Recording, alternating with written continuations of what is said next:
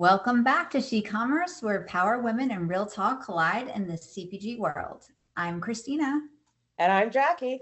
And wow, do we have a guest that I'm genuinely so excited to have on today. Yep, hot take. The era of fake it till you make it founders. Yeah, Max Sinclair did not get that memo. Because while some people are busy pitching energy, Max is busy delivering actual outcomes. And honestly, it's giving grown up founder energy with a side of don't waste my time. And before founding Azoma, Max spent 6 years at Amazon across global leadership roles. And he also hosts his own podcast, Competition, A New Frontier, the AI for e-commerce podcast. So he lives and breathes this space. So there's no chaos cosplay here. No we'll pivot and pray energy. Just someone who's crystal clear on what he's building and backs it up with execution that actually hits. What makes Max different is that there's no fluff. There's a definite no fluff tolerance. If it doesn't drive growth, it's out. It's very much an operator brain, a founder ambition, which is a lethal combination. And there's a calm confidence, not loud, not flashy, just very effective. And let's be real, in a sea of founders that are over explaining their vision on LinkedIn, Max is the kind who just quietly builds something better than yours and lets you figure it out respectfully. There's also an energy here that feels very intentional, like every move has a point, every decision has weight, and nothing is being done for clout, which in today's market is borderline revolutionary. So, hot take, the next wave of breakout brands won't be built by the loudest voices. They'll be built by the ones who make execution look effortless. And we all know it's not. Max Sinclair is firmly in that lane, and we're here for it, and so is everyone in the room. So let's talk. Max Sinclair, founder and CEO of Azoma and pioneer of agentic commerce optimization. Welcome to SheCOMMERCE at Women in Amazon Business. Thank you. I need you guys to do all my introductions for all my meetings. That was a lengthy one, but it was very flattering. So thank you so much. We are available for a price. Yeah, you can record it and just play it as you enter rooms. It's fine. Okay, Max, let's start with you. 6 years at Amazon across some pretty significant global roles. What did that experience actually teach you, and what was the moment that made you decide to leave and build something yourself? Yeah, well, I think firstly, it's very, very generous to say kind of the senior and global roles, but it's certainly true. I helped set up Amazon in Singapore in search, and that's a big deal. That's a big I had 6 years at Amazon. I know some of the people in the room I worked with at Amazon. So I had 6 years at Amazon. I thought it was an incredible place to learn. For me, what I took away was the emphasis on culture that really kind of, at least pre Andy Jassy coming in, was really drilled into everyone. So I really enjoyed kind of Jeff Bezos before he was the richest man in the world, before he was a controversial figure. You know, he was an unknown person to most of the world, and he would be delivering all hands and kind of talking about the leadership principles and how he's employing that.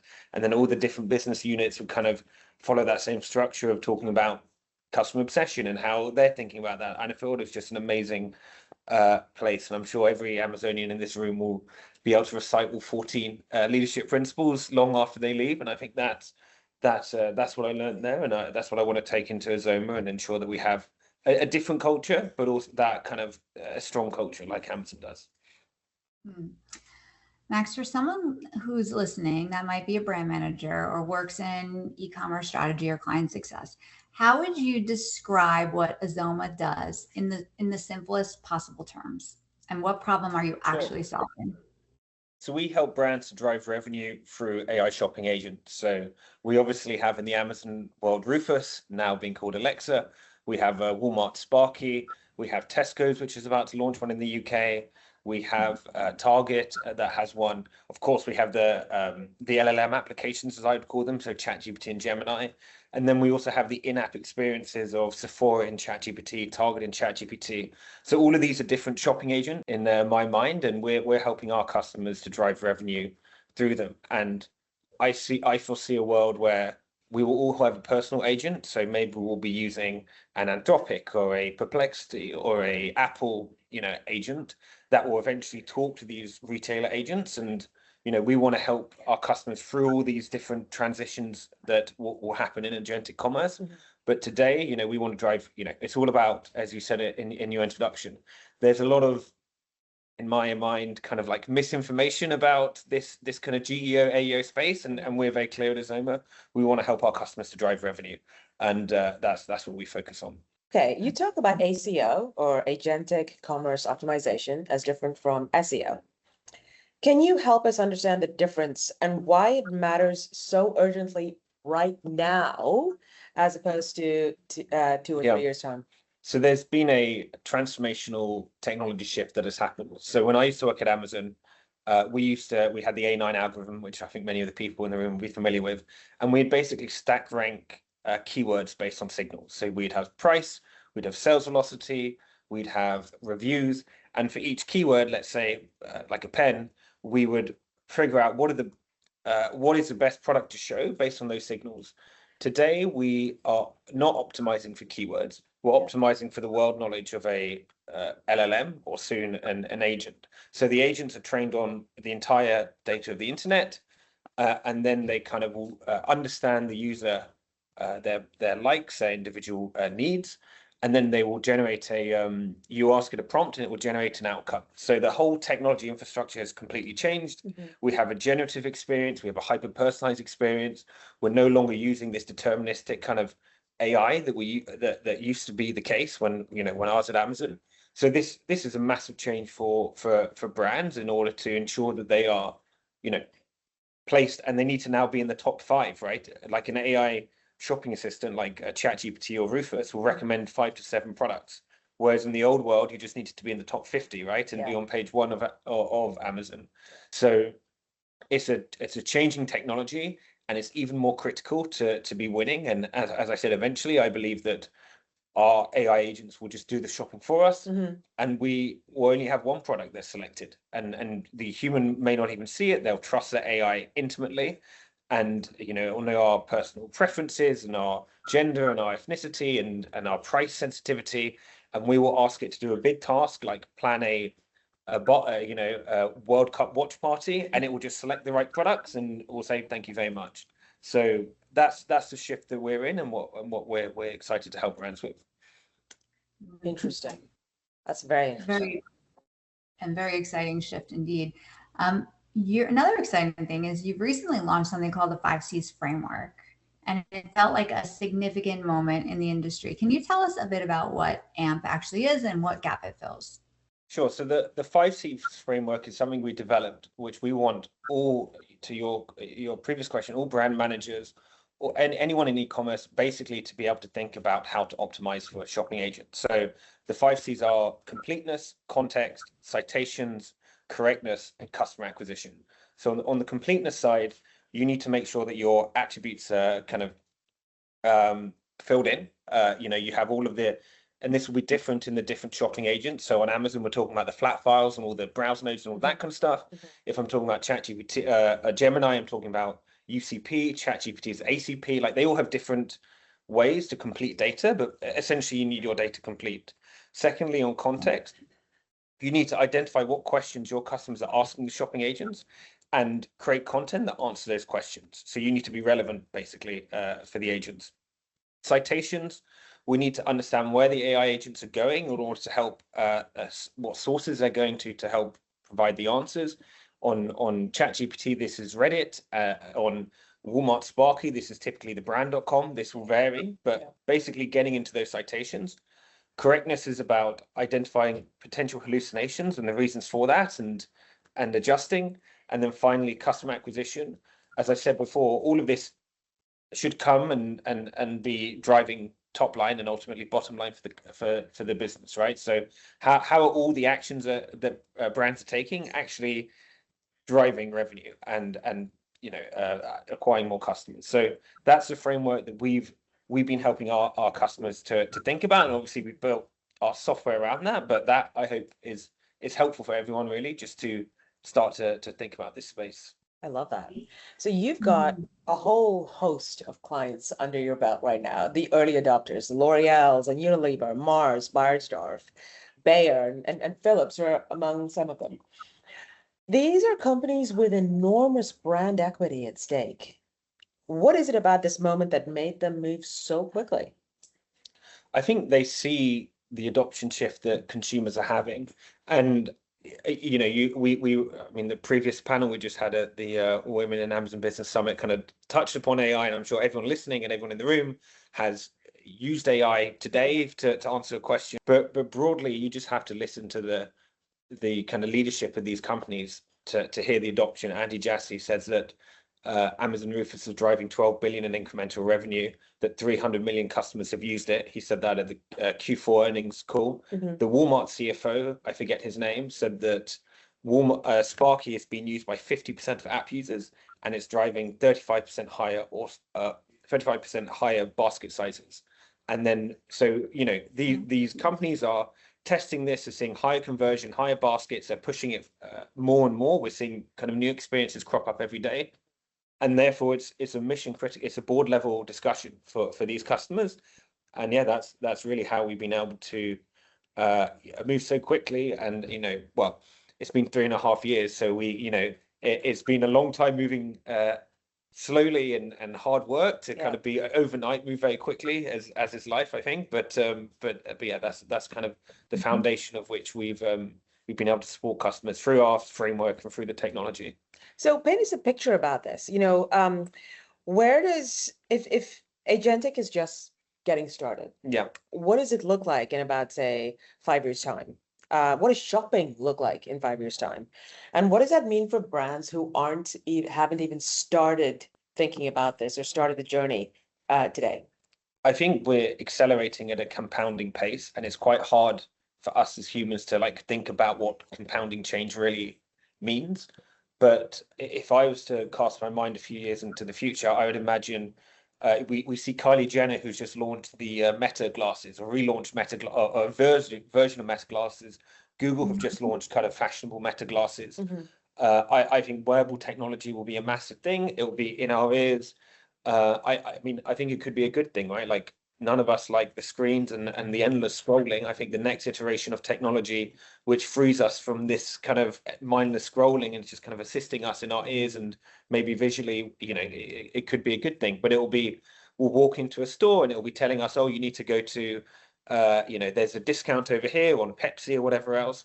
I think we'll have fitness trackers, which are on our wrists, which are helping us to order supplements and sports equipment. We'll have mirrors that help us to order makeup and beauty products and fashion. So I think we're going to see AI come into the real world. You know, domestic robots that help us to order kitchen staples and you know, kind of laundry detergent and this kind of stuff. So all sorts of really exciting developments that I think are going to come through kind of AI coming into the real world, into the physical world. I think, Christina, you already have that robot on order, don't you? You know, the one that folds laundry? We saw it at CES. Oh my And God, Christina's like, "Oh, You've got it. She wants it. She wants it. There we I go. want it. Yes, I want it. Yes, absolutely. Well, we're going to pivot a little bit. We need to talk about an important topic, right? The conversation that sits at the heart of SHeCOMMERCE. So jump right now will influence what billions of people eventually buy across beauty, food, home health, fashion, all the categories. And these are categories where women are the dominant consumer and shopper. What does it mean that these systems are largely being shaped without enough women in the room? Yeah, I mean, as I said in our email before, and just to clarify to the room, I do not feel qualified to comment on this in any way. But, you know, given that I am, you know, I'm very happy to talk about agentic commerce, but I think it is important to reflect that actually, unlike, you know, the kind of industrial revolution or the kind of agricultural revolution 1,000 years before that, I think there are many, many impressive women leaders in this AI revolution. And to give you some examples, the OpenAI, obviously CTO Mira Muratai. OpenAI has 2 female co-founders. In Anthropic, the co-founder and president is Daniela Amandi, who's obviously a woman, as is the CPO, and I think Anthropic is one of the most women-led organizations, and Yeah. also one of the fastest-growing organizations. We also have Dr. Fei, who is the founder and CEO of World Labs. So I don't know if you guys are familiar with World Labs, but this is the next frontier of world models. So large language models obviously is kind of the world of OpenAI and Anthropic, but beyond that is world models where the AI will generate entirely new worlds for people to kind of walk around and then interact with, and it's super important for self-driving cars and robotics, and the leading company here is CEO founder is a woman. So I think it's like, I'm not here to judge percentages of this or that, but just merely comment like this is actually a revolution, in my opinion, much more being driven by women than like if you take the obviously what's happened in agriculture, what's happened in electricity, and it's credit to them. And tech and stuff. Yeah. No, that is a very fair point, actually. So Max, for everyone listening right now who works in e-commerce, right? Brand side or agency side or platform side, what is your practical advice for how she can get more involved with AI? I would say we're hiring at Azoma, and at Azoma, our head of engineering is a woman, as is our head of customer success, and we're hiring across head of partnerships. We're hiring across the roles. So that would be my practical advice to anyone in the room, is to come and join Azoma, everyone. Come and talk to me afterwards. So that, honestly, that's one of the main reasons I was really excited about coming today, because I know there's so much talent in this broader kind of conference, and obviously in this room that I think so. But I also think, as Gandhi says, right, like, be the change you want to see in the world. So if one believes that there should be more women founders, and I'm not going to disagree with that point, and people should do that, right? And I think that's how we make we make change. I love that. Be the change that you want to be. Of course. We are, right? Manifest. Yeah, manifested. I'm manifesting the jet. I am. Yes, I know, Jackie. I know. Max, you've hit multi-millions in revenue, reached profitability. You've raised $4 million in pre-Series A funding, with potentially more funding to be announced soon. What is the ambition from here for Azoma? Where are you going? At Azoma, we want to build a category-defining company. We believe that agentic commerce optimization is its own category. We've seen unicorns in the lots of people talk about GEO, and we've seen unicorns in that space already. My ambition is to build a company that is in the same breath as 11 Labs and Revolut, as like the leading UK AI companies.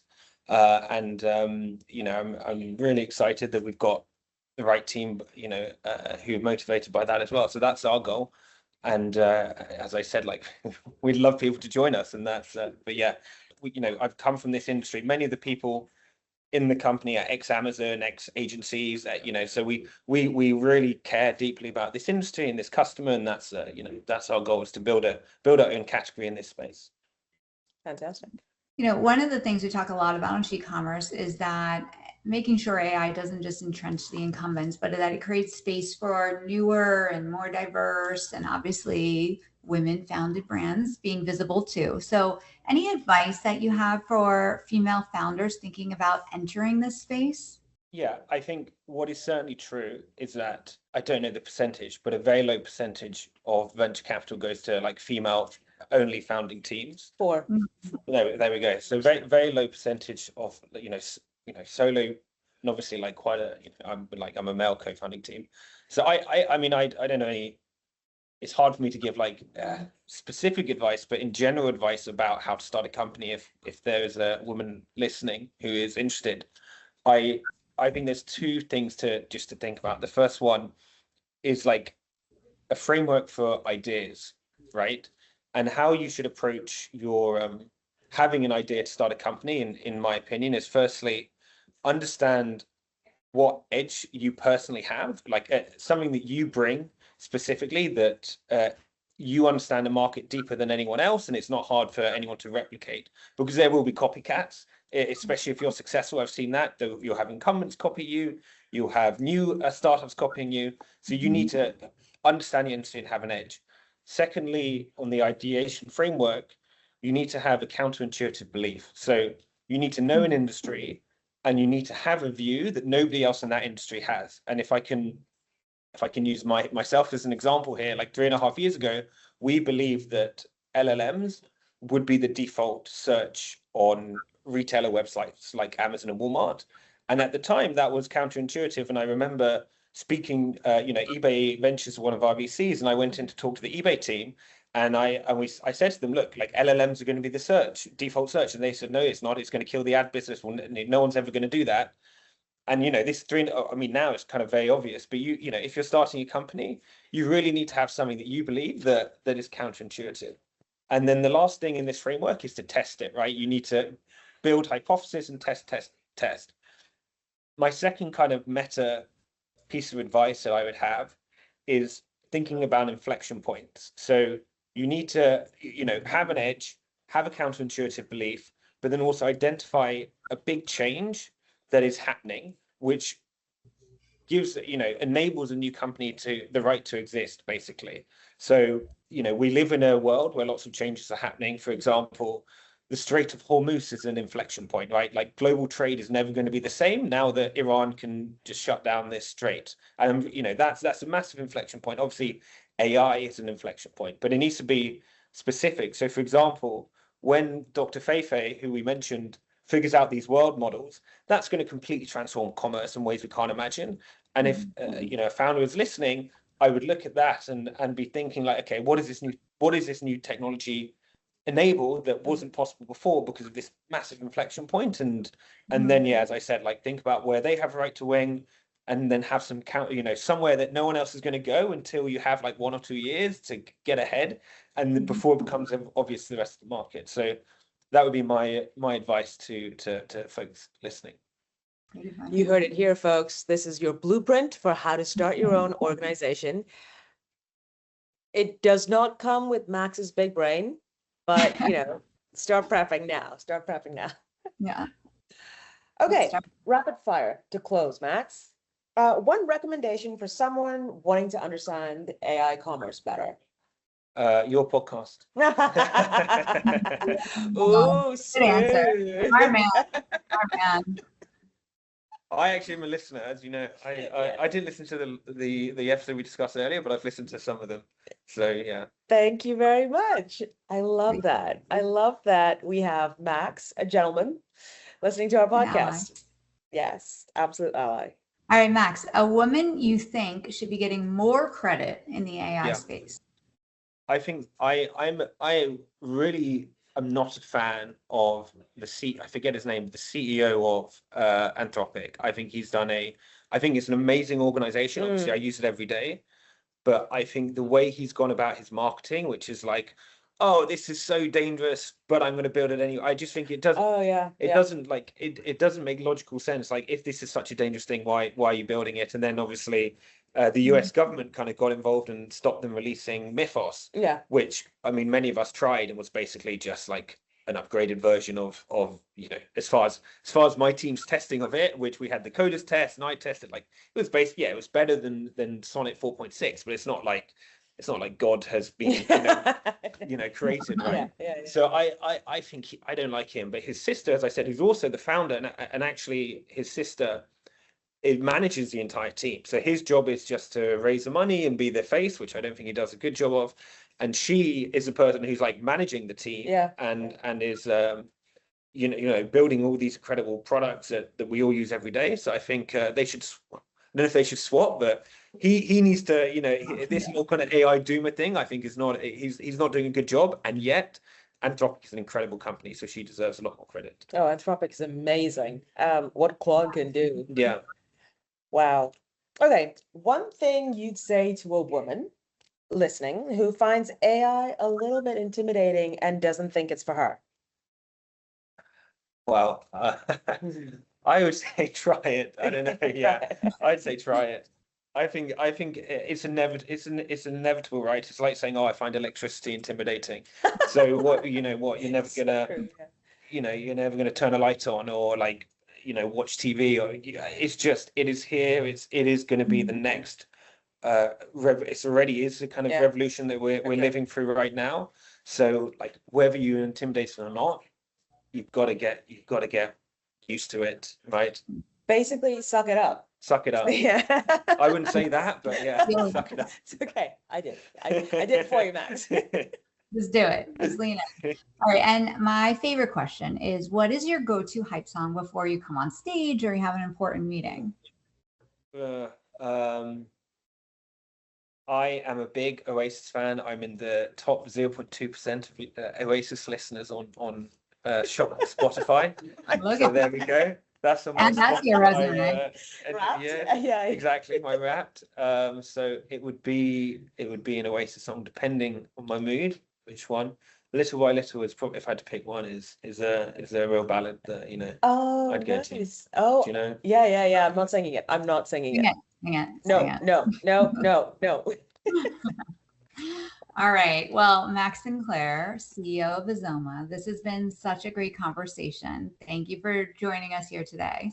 Thank you for having me. It's been a pleasure, and thank you guys for listening in the room. Well, genuinely, Max. I mean, we will link your Azoma and your podcast in our show notes, but we really admire what you've done. You know, we've even been talking to Lauren Levac Gilbert about Azoma, completely organically as well. You just come up in everybody's conversation. It's fantastic. So popular. Yeah. Max, He's we blushing. we made him blush. Well, Max, we ask everyone this, taking the pledge with us to commit to continuing to champion women and amplifying their voices in the industry. So, Max, will you join our community and our sisterhood I and take will that pledge with us? take the pledge. Fantastic. They're one of us now. And now that all that's left for us to say is bold brands, fierce women, and one sisterhood. And a few very evolved men along the way. Absolutely. Thank you. All right. That's a wrap. Thank you, Max. Thank you. Thank you very much.